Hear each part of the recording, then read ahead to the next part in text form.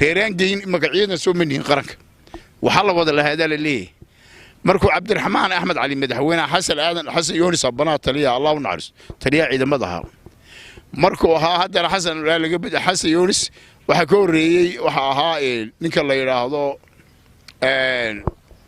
ninka channel oo reer la bahalkiya ayaa ka horeeyay reer ceelafweyna ayaa ka horeeyay marka waxa weeyaan markasta ciidanku waxa markii cigaal marba Xasan Cali Abakar loo dhiibay markii dambe intii ka dambeysay laba nin u bay isbedelay kolom waxa weeyaan Nuux iyo shaqale booliiska intaasoo taliyaha soo martay nimanka xamar boorjee kolla risaac kolla rashiid inta kale marootiba marka waxa weeyaan taliyaha ciidanka militariga booliiska intaasoo nin bay iska bedeshay Cabdidhibaaba ugu horeeyay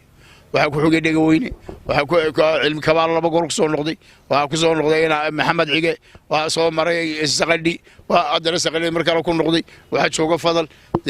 booliiska siyaasada la isugu bedelay laakiin militarigu waa laba nin oo ilmaadeen runba kolba mid kala geeniya marka waxyaalaha keenaya inaan tabashada halka abuuraysa